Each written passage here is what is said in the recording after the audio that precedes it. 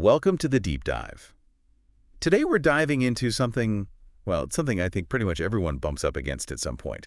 That really complex, often pretty painful moment when you realize, maybe it's time to let go of a connection, even a deep one. Yeah, it's a huge challenge, isn't it? Knowing when holding on is actually hurting you more than, walking away might. Exactly.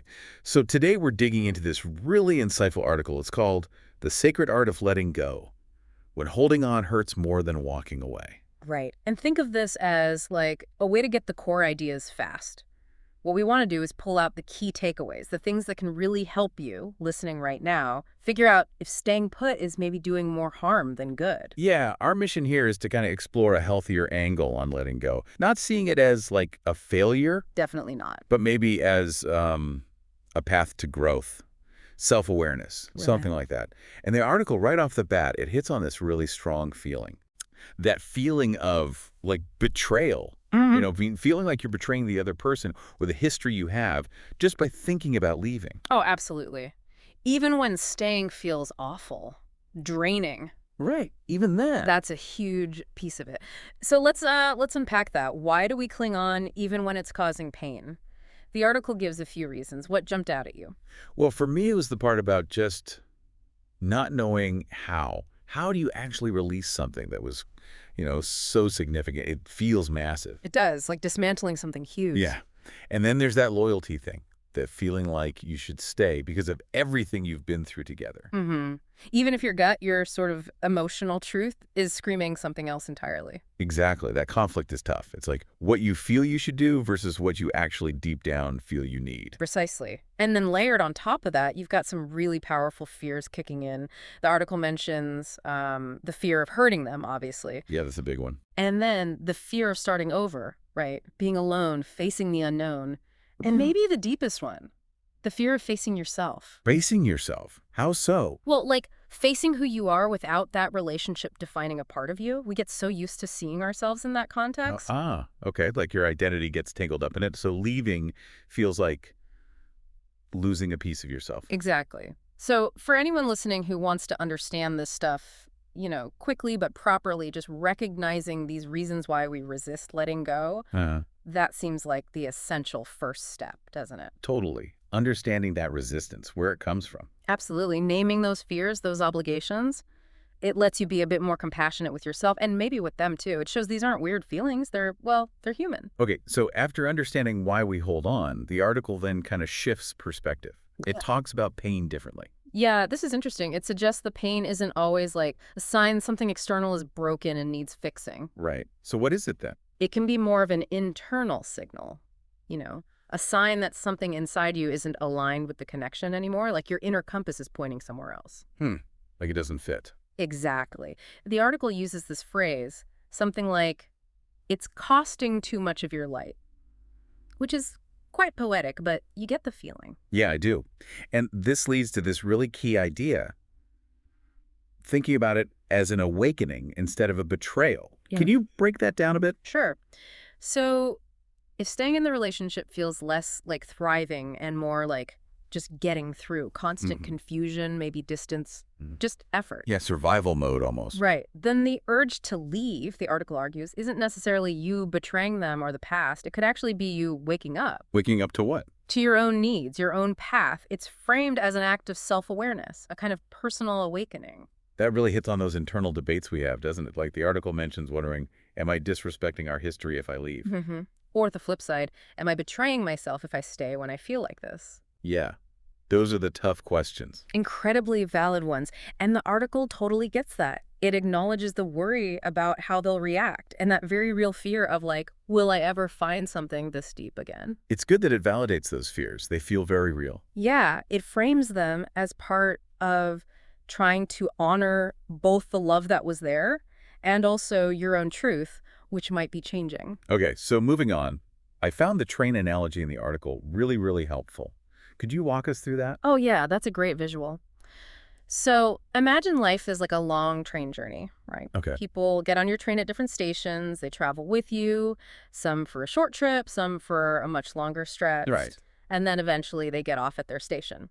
The key idea is that almost no one is meant to stay on your train for the entire journey all the way to the end. So the point isn't to, like, handcuff people to their seats next to you forever? Exactly. Not at all. The real value, the article suggests, is in sharing the ride for as long as it feels, right and good for both of you. And then having the grace, the understanding to let them get off when it's their stop. Or when it's yours, maybe. Letting them step off the train. Yeah. It's not seen as betrayal. It's more like strength. It's recognizing the natural flow of things, of growth. Okay, that makes sense. Which leads us neatly into this idea of honest self-inquiry, looking inward first. Yes. Before you even think about the conversation with them, the article really pushes for this internal check-in. Getting clear with yourself first. Exactly. Having a really honest, maybe uncomfortable chat with yourself, asking some direct questions, not about blame, but just understanding your feelings, your reasons. And it gives some really concrete questions to ask, which I think are super useful for anyone listening. Like, am I staying because I genuinely want this future, or am I staying because I'm scared of being alone or scared of the change? That's a big one. Yeah. Or am I more worried about breaking their heart or about the story we built together? Or am I actually breaking my own heart by staying? Oof. Yeah. And maybe one of the sharpest ones. Do I still recognize myself in this relationship?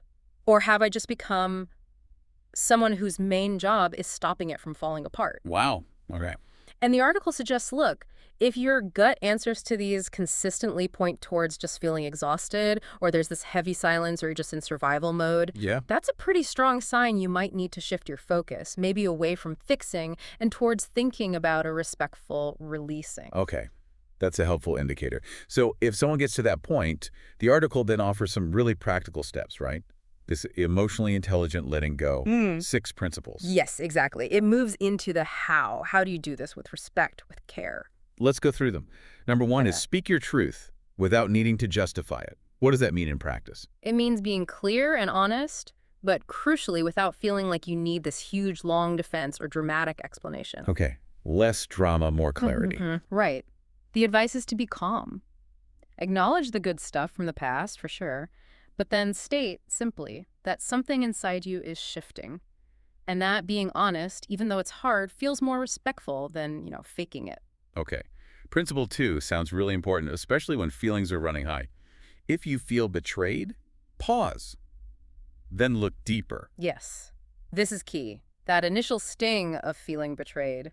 The article says, hang on, pause. Don't just react. Exactly. Look deeper. Could it be about unmet expectations that maybe weren't ever really talked about? Or changes that happened but weren't acknowledged? Ah, okay, so it's not always intentional malice. Often not. It encourages gently naming the hurt, not as an accusation like, you betrayed me, but as a way to understand what's actually going on underneath. That sounds more constructive. It can be. Naming the hurt can lead to understanding even if the relationship still ends. Letting it fester just builds resentment. Makes sense?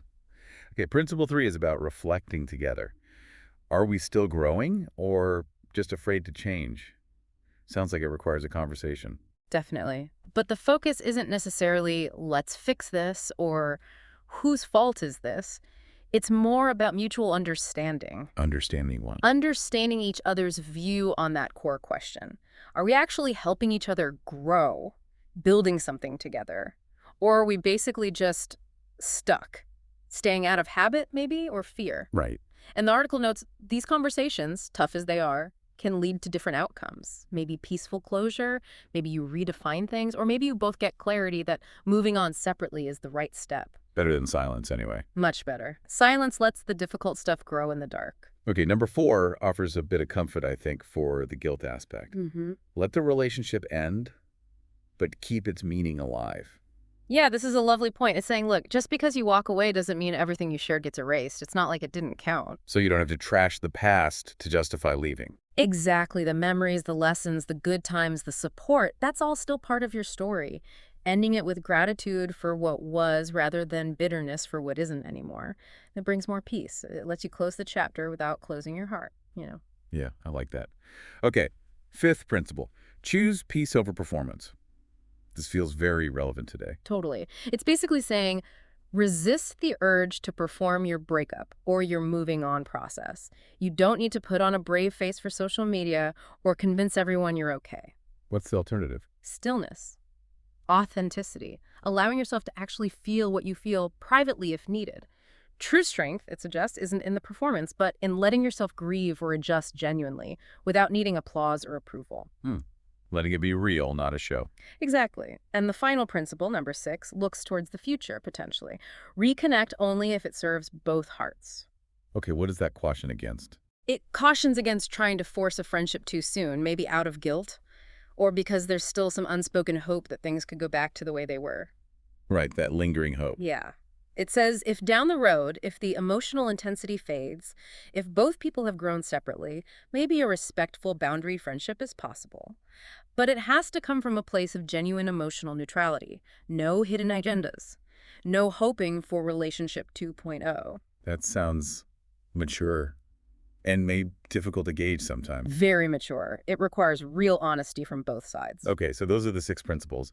Then the article kind of zooms out again to this deeper idea. Love that ends isn't always love that failed. I feel like a big reframe. It really is. It challenges that common idea that if a relationship ends, it was a failure. So what's the alternative view?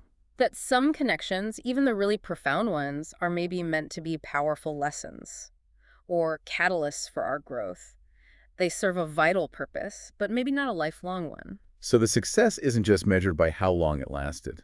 Exactly. The article suggests maybe a better measure is how it ends. Did you close the door with dignity? With kindness? With truth? That reflects more on your character, perhaps, and allows real emotional freedom for everyone. That's a powerful thought. Okay, finally, the article includes this reflective questionnaire. It's for the listener, right? Yes, very much a tool for personal use, to help you dig deeper into your own situation using the ideas we've talked about. Can you give us a quick sense of what it covers? Sure.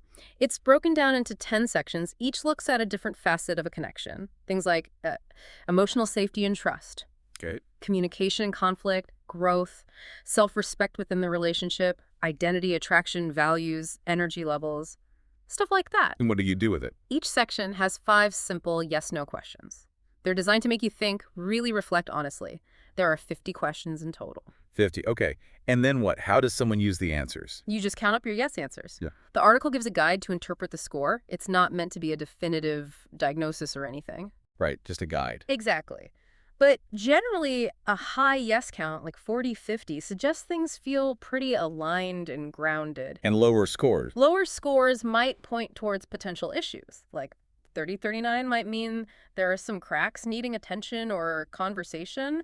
The 20s might suggest you're emotionally drifting apart, needing some real reflection. Okay. Scores in the teens could indicate a significant misalignment, where maybe the effort is outweighing the rewards.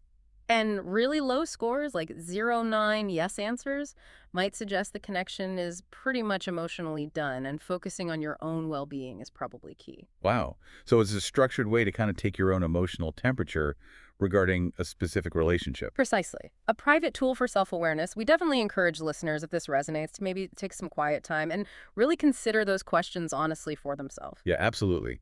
So I guess wrapping things up, the big takeaway from all this seems to be that letting go isn't necessarily failing. Not at all. It can be a really courageous act of self-respect.